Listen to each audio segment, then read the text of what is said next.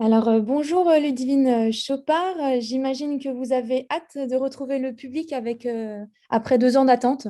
Oui, bonjour. Effectivement, ça commence à être un peu long. On a quand même pu faire quelques petites choses pendant 2 ans, mais rien de très probant et rien de très habituel par rapport à ce qu'on a pu présenter jusqu'alors. Donc, on est impatient. Alors, la difficulté, on l'imagine, c'est que le public soit bien au rendez-vous pour ce festival hors piste. C'est un gros travail de communication que vous allez devoir mener cette année pour le reconquérir. Oui, effectivement, notre inquiétude, au-delà de toutes les contraintes et les protocoles à mettre en place, c'est que le public a perdu l'habitude de venir dans nos lieux qui sont restés vraiment la plupart du temps fermés depuis 2 ans.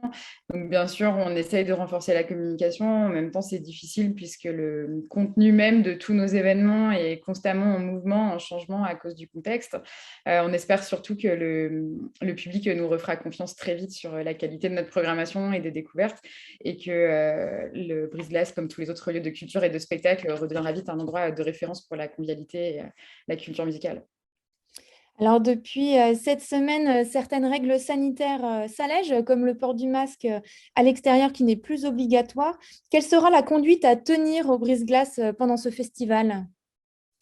Alors, c'est un peu là en demi-teinte en ce qui nous concerne, puisqu'effectivement, il y a une partie des restrictions qui ont été levées hier, mais l'autre partie, celle qui nous impacte le plus, ce sera seulement pour le 16 février. Donc, en attendant le 16 février, ce sera des concerts assis. Le port du masque chez nous reste obligatoire, quoi qu'il en soit, même en intérieur. Et le bar ne pourra pas fonctionner comme d'habitude dans ce contexte-là. Donc, on attend le 16 avec impatience, puisque à partir du 16, on aura de nouveau le droit d'être debout au concert, de consommer debout au bar. Il faudra sans doute encore garder le masque, mais en tout cas, ça ressemblera de plus en plus à ce qu'on a connu avant cette période difficile. Alors, on va un peu parler de la programmation à présent, qui est un peu changeante en ce moment. Quel est l'esprit de cette édition 2022 et que va-t-on retrouver comme ambiance à ce festival? Alors, c'est un peu spécial pour nous, le Festival Hors Piste, puisqu'en 2020, au moment de la première période de crise du Covid, c'était le dernier événement en fait, qu'on a pu faire vraiment avant la fermeture. C'était une super édition. Enfin, on était à des kilomètres de s'imaginer ce qui allait nous arriver. Et du coup, l'année dernière, on a dû annuler le festival puisque la période n'était pas du tout propice à son déroulé. Et cette année, du coup, on est vraiment un peu dans une logique de boucler les choses par rapport à il y a 2 ans. Donc, on est très content. L'état d'esprit du festival est un peu le même que celui des années précédentes, c'est-à-dire de la programmation principalement hors les murs, dans des endroits variés, pas forcément des lieux de spectacle. On aime bien promener notre public un peu dans différents lieux et on essaye aussi de faire des propositions artistiques assez larges pour que tout le monde puisse y trouver son compte et de valoriser aussi les artistes qu'on a repérés tout au long de l'année et de favoriser le plus possible les créneaux pour qu'ils jouent en live puisque c'est ce qui a manqué à tout le monde depuis 2 ans. Alors, quel style musical on va retrouver cette année? Si vous pouvez nous citer quelques exemples. Oui, bien sûr. Alors, le style est toujours assez varié. On est plutôt axé sur tout ce qui est découverte et émergence, comme c'est la mission principale du Brise-Glace. Il y a quelques soirées ou quelques événements un peu particuliers qu'on peut citer. Tout d'abord, on a un concert de... Alors, tout le programme a été modifié, donc évidemment, il faut se tenir régulièrement informé, puisque nous-mêmes, on subit aussi les changements des groupes. Le 16, le mercredi 16, donc, qui sera le premier jour où on pourra refaire la fête au concert, on accueillera le groupe Venin Carmin. Ça me paraissait important d'en parler puisque c'est un duo féminin qu'on accompagne au Brise-Glace depuis quelques mois. Et du coup, dans la continuité des parcours que le groupe peut faire chez nous, on lui propose aussi ce créneau de live. Donc, c'est un groupe à découvrir et soutenu, validé par le Brise-Glace. On a également une très belle soirée qui est prévue le jeudi 17 avec Black Seed AU. C'est le coup de cœur de notre programmateur sur cette édition, qui a priori sera vraiment un très beau moment. On a prévu une petite surprise aussi le dimanche 13 avec un spectacle surprise qui s'adresse aux familles, les enfants à partir de 8-10 ans. Donc, vous ne savez pas ni où ça se passe, ni le contenu du spectacle. Les infos seront données par mail, bien sûr, après la réservation. Et puis, on a différents différentes propositions dans différents lieux, et notamment tout ce qui concerne des ateliers, puisque le festival Hors Piste, ce n'est pas que des concerts. On a un atelier de dessin qui se déroulera à la médiathèque de Sénaux avec Quentin Caillat, qui est un artiste annécien qui a réalisé notre affiche cette année.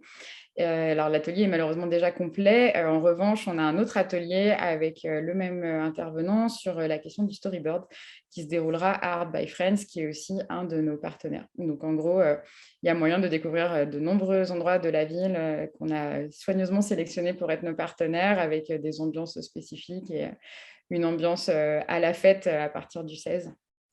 Alors, parlons-en un peu de cet atelier de storyboarding. Qu'est-ce que c'est concrètement et à qui c'est destiné? Alors, l'atelier Storyboard sera animé par l'artiste Oscar Les Vacances, qu'on recevra à plusieurs reprises sur le festival. Donc, ça se déroule à Art by Friends. Et effectivement, ce n'est pas un atelier tout public, contrairement à l'atelier dessin avec Quentin Caillard. On est plus sur effectivement le storyboarding. Vous pouvez vous inscrire et retrouver toutes les infos sur notre site. Et ce sera l'occasion aussi de découvrir le travail artistique qui est proposé par la galerie Art by Friends. Alors, cette année, les artistes internationaux manquent à votre programmation. Il y a Folly Group et Steve Gunn qui ont dû reporter leur date. Vous devez faire face à des reprogrammations quasi quotidiennes. Est-ce qu'il n'y a pas un risque d'embouteillage sur les dates de concert à moyen terme? Alors effectivement, c'est une des grosses problématiques depuis 2 ans. Comme on est en général assez attaché aux artistes qu'on souhaite programmer, on essaye le plus possible de reporter les dates. Sauf que de report en report, évidemment, tout le monde se concentre au même endroit. Donc c'est difficile. On a aussi certains artistes qui, après 2 ans de crise, sont eux-mêmes en questionnement sur leur projet et se sentent moins légitimes à le défendre. Donc, c'est aussi plus difficile de les convaincre. Et sur le festival, effectivement, on a annulé plusieurs dates. La seule, pour le moment, qu'on peut annoncer en report définitif, c'est la date de Lucien Tunès et Joris Delacroix, qui aura lieu au mois de septembre. Voilà. Et les autres projets, malheureusement, ne pourront pas être présentés malgré les efforts conjoints de nous et des artistes. Alors, comment vous faites en attendant? Vous allez devoir vous concentrer sur les artistes français? Effectivement, il y a une problématique internationale sur les tournées, sur les déplacements. Donc, on se concentre effectivement sur le français, sur l'européen quand c'est possible. Après, cette dynamique internationale devrait pouvoir se remettre en place d'ici la fin de l'année. En tout cas, l'avantage du Brise-Glace, c'est d'avoir une programmation géographiquement et esthétiquement suffisamment variée pour pouvoir rebondir même dans des périodes de restriction. Ceci dit, on a hâte quand même d'être beaucoup moins bridé et d'être plus libre dans nos choix de programmation. Alors, au Brise-Glace, vous avez aussi un rôle d'accompagnateur pour les jeunes artistes émergents. On en parlait tout à l'heure avec Venin Carmin, que vous suivez déjà depuis quelques temps. Est-ce que le Festival Hors Piste, c'est aussi l'occasion pour eux de se confronter à l'exercice de la scène? Oui, et tout à fait. Effectivement, dans nos missions, on a celle d'accompagner les groupes sur leur première scène ou sur le développement d'un projet déjà bien engagé. Donc, c'est effectivement une belle occasion. En plus, la dynamique en festival est toujours un peu particulière puisque le public est vraiment sur une démarche de curiosité. C'est davantage festif. Il y a une ambiance particulière puisqu'en plus, c'est dans des lieux inhabituels. Donc, c'est vraiment une belle occasion pour eux. Et nous, on essaye, dans la mesure du possible, de favoriser le plus possible les interactions entre les différentes missions. Donc, les groupes accompagnés sont programmés dès que c'est possible. Et ils sont aussi amenés à être programmés dans d'autres salles avec lesquelles on est partenaire. C'est un bon tremplin pour commencer la scène du Festival Hors Piste. C'est une scène qui est facile. Je dirais que oui, c'est plutôt une scène facile parce que l'événement est maintenant bien ancré dans le paysage annécien et les artistes sont aussi contents de jouer sur un festival d'hiver. C'est une période où il y a moins d'événements, où du coup le public est aussi forcément plus en attente et plus réceptif. Et c'est vrai que la Chapelle des Forges, par exemple, est un lieu vraiment très atypique à exploiter pendant cette période-là. Une scène facile, sûrement, en tout cas une scène atypique. Et l'avantage, c'est comme il y a beaucoup d'émulation avec différents projets et différents groupes, ça leur permet aussi de pouvoir rencontrer d'autres artistes et d'imaginer peut-être des projets ensemble par la suite.